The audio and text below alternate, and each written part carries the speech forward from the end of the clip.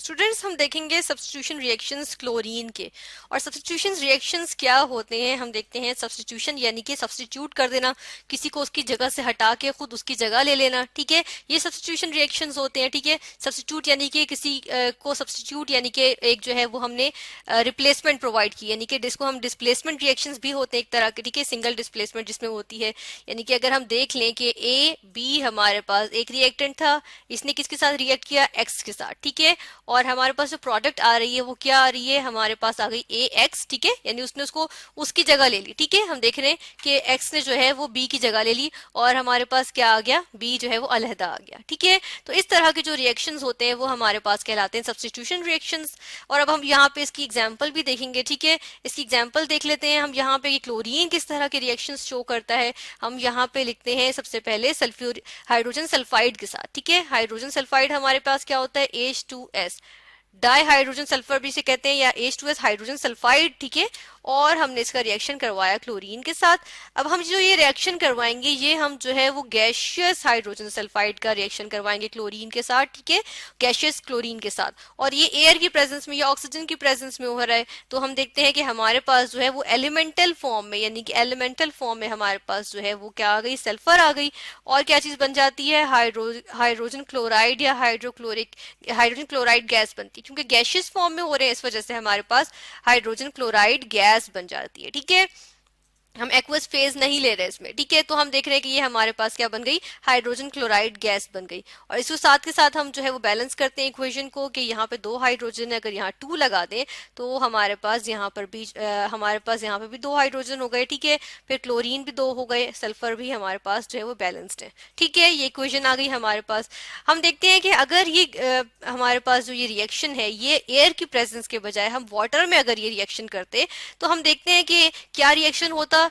Reaction कुछ यूं होता कि ये हमारे पास हाइड्रोजन सल्फाइड था। ठीक है, हम इसको इसका फॉर्मूला सही से करके लिख देते हैं, ये हाइड्रोजन सल्फाइड था। ठीक है, इसका रिएक्शन हुआ क्लोरीन के साथ, और हम कहते हैं कि वाटर भी मौजूद था, तो ये वाटर भी आ गया। रिएक्शन क्या होगा, रिएक्शन में हमारे पास जो है वो अब क्या बनेगा, हमारे पास एलिमेंटल सल्फर नहीं आएगी बल्कि क्या आ जाएगा, सल्फ्यूरिक एसिड और हाइड्रोक्लोरिक एसिड आ जाएगा। ठीक है, ये हमारे पास रिएक्शन होगा जब हम कहते हैं कि हमारे पास जो है वाटर की प्रेजेंस में हो रहा है या एक्वस मीडियम में हो रहा है। ठीक है, तो ये रिएक्शन इस सूरत में होगा। तो इसको हम इरेज कर देते हैं क्योंकि हमें इसकी जरूरत नहीं है, क्योंकि ये डिस्प्लेसमेंट रिएक्शन नहीं है हमारे पास, और हम जो है वो सब्स्टिट्यूशन रिएक्शंस देख रहे हैं। ठीक है, हमने जिस तरह से देखा कि हमारे पास एलिमेंटल सल्फर आ गई। ठीक है, अब हम बात कर लेते हैं, अब हम बात करेंगे कि अगर हमारे पास पोटेशियम ब्रोमाइड हो। ठीक है, यहाँ पे हमारे पास हो पोटेशियम ब्रोमाइड, ये हमारे पास पोटेशियम ब्रोमाइड है, हम सॉलिड फॉर्म में ले लेते हैं या इसका सोल्यूशन भी बना लें तो ठीक है। तो ये हमारे पास आया पोटेशियम ब्रोमाइड,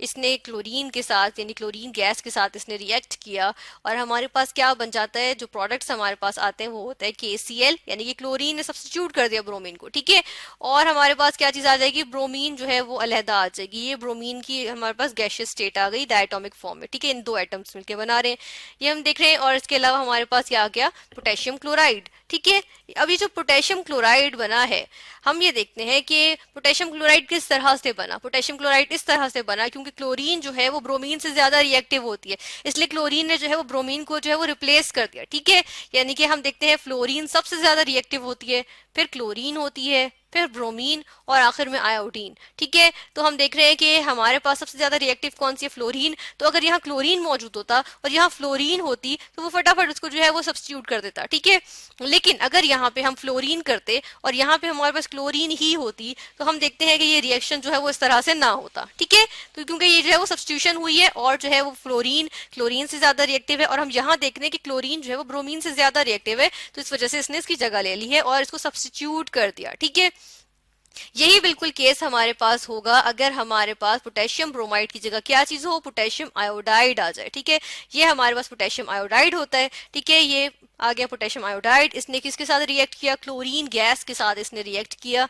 यहाँ पे क्लोरीन गैस के साथ इसका रिएक्शन हुआ। हम देख रहे हैं क्लोरीन, हमने बात की थी कि जो है वो हेलोजेंस के ग्रुप में क्लोरीन जो है वो आयोडीन के ऊपर होती है। ठीक है, इस वजह से क्लोरीन जो है वो ज्यादा रिएक्टिव है एज कम्पेयर टू आयोडीन। तो ये आयोडीन को क्या करेगी, इसको जो है वो सब्स्टिट्यूट कर देगी, और हमारे पास यहाँ पे क्या प्रोडक्ट आएगी, पोटेशियम आयोडाइड नहीं आएगा, इस दफा हमारे पास जो है वो आएगा पोटेशियम क्लोराइड। ठीक है, जिस तरह ऊपर वाला रिएक्शन था हमारे पास बिल्कुल इसी तरह यहाँ पर भी पोटेशियम क्लोराइड बन गया हमारे पास, और जो दूसरे प्रोडक्ट जो हमारे पास आया वो आ गई आयोडीन। ठीक है, ये हमारे पास आयोडीन के वेपर्स आ गए। ठीक है, और ये सॉलिड फॉर्म में हमारे पास पोटेशियम क्लोराइड बन गया। ठीक है, यानी कि ये भी सब्स्टिट्यूशन हुई, क्योंकि हमने कहा क्लोरीन जो है वो पोटेशियम आयोडाइड के आयोडीन से जो है वो ज्यादा रिएक्टिव है। ठीक है, फिर हम इन दोनों इक्वेशंस को जो है वो बैलेंस कर लेते हैं।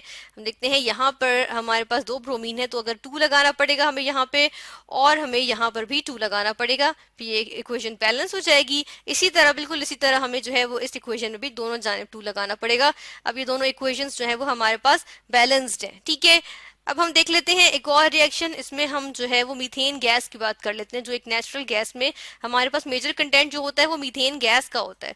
तो हम मीथेन गैस देखते हैं कि हमारे पास होती है CH4। ठीक है, ये गैसियस फॉर्म में ये मीथेन गैस आ गई। अब मीथेन गैस जो है वो सनलाइट की प्रेजेंस में जो है वो रिएक्ट कर जाती है क्लोरीन के साथ। ठीक है, क्लोरीन गैस के साथ जो है गैसियस क्लोरीन जो हमारे पास मौजूद होती है, इसके साथ मीथेन गैस जो है वो सनलाइट की प्रेजेंस में रिएक्शन करती है। और सनलाइट में हमारे पास जो है वो यूवी रेज होती हैं, अल्ट्रा वायोलेट रेज। ठीक है, उसके लिए हम मेंशन करते हैं एच म्यू। ठीक है, यानी कि ये शो करता है कि ये हमारे पास जो है वो अल्ट्रा वायोलेट रेज के लिए जो है वो हम शो करते हैं एच म्यू हम लिखते हैं। ठीक है, ये जो है वो इसका एक जो है वो हम कह सकते हैं कि एक फॉर्मूला होता है या एक्सप्रेशन होता है एक्सप्रेस करने का, कि ये सनलाइट के लिए की हम बात करें। ठीक है, फिर हम देखते हैं कि हमारे पास जो है वो प्रोडक्ट्स बन जाती हैं।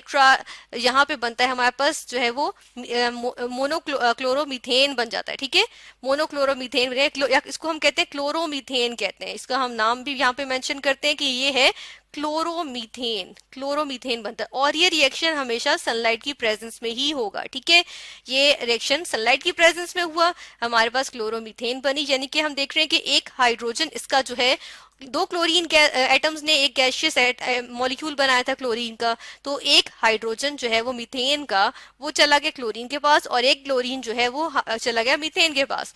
तो हम देख रहे हैं कि सब्स्टिट्यूशन हो गई यहाँ पे, और जो प्रोडक्ट हमारे पास दूसरी प्रोडक्ट बनेगी वो है हाइड्रोजन क्लोराइड। ठीक है, ये हमारे पास रिएक्शन आ गया। फिर हम देख लेते हैं कि यही जो प्रोडक्ट हमारे पास आई है क्लोरोमीथेन। ठीक है, हम क्या करते हैं कि अब इस क्लोरोमीथेन का रिएक्शन जो है हम देखते हैं कि क्लोरीन हमारे पास मजीद मौजूद थी, एक्सेस में थी। ठीक है, हम कहते हैं कि क्लोरीन जो थी वो हमारे पास यानी कि एक्सेस में मौजूद थी, तो इसने फिर रिएक्शन किया किसके साथ, इसने जो है वो रिएक्शन किया, अब जो हमारे पास मौजूद है क्लोरोमीथेन, इसके साथ रिएक्शन किया। ठीक है, और हमारे पास अब जो प्रोडक्ट आएगी फिर से यही होगा कि एक हाइड्रोजन इसका यानी कि क्लोरोमीथेन का एक हाइड्रोजन जो है वो क्लोरीन मॉलिक्यूल के पास जाएगा, उसका एक जो एटम है क्लोरीन का वो जो है वो यहाँ आ जाएगा क्लोरोमीथेन के पास। तो प्रोडक्ट हमारे पास एज द रिजल्ट क्या बनेगी, हमारे पास बनेगा, क्योंकि एक हाइड्रोजन निकल गया CH2 हो गया। ठीक है, और एक क्लोरीन यहाँ से इधर चला गया है, तो हम देखते हैं कि ये Cl2 हो जाएगा, डाइक्लोरोमीथेन आ गया हमारे पास। ठीक है, इसको हम कहते हैं डाइक्लोरोमीथेन, और जो प्रोडक्ट दूसरी प्रोडक्ट जो बनेगी वो हमारे पास फिर से Cl हाइड्रोजन क्लोराइड बन जाएगा। ठीक है, ये हमारे पास रिएक्शन हुआ, और हम देख रहे हैं यहाँ पे हमारे पास क्या चीज बनी है, ये बना है डाइक्लोरोमीथेन। ठीक है, अब 2 क्लोरीन है ना, तो इसको कहते हैं डाइक्लोरोमीथेन। ठीक है, और हम देखते हैं कि इसमें हमारे पास जो कंडीशन थी वो ये फिर से यही थी कि सनलाइट की प्रेजेंस में होगा। क्लोरीन जब रिएक्ट करेगा तो वो सनलाइट की प्रेजेंस में कर रहा है, और सनलाइट की प्रेजेंस के लिए हम जो है वो क्या फॉर्मूला लिखते हैं, हम यहाँ पे लिखते हैं H और न्यू लिखते हैं। ठीक है, H न्यू, यानी कि ये एक्सप्रेशन होता है सनलाइट के लिए। ठीक है, क्योंकि सनलाइट में अल्ट्रा वायलेट रेज होती हैं। ठीक है, तो ये हमने रिएक्शंस देखे क्लोरीन के, क्लोरीन किस तरह से जो है रिएक्टिव गैस होने की वजह से, एक रिएक्टिव एलिमेंट होने की वजह से इसने जो है वो सब्स्टिट्यूट करके जो है वो डिफरेंट प्रोडक्ट्स बनाई।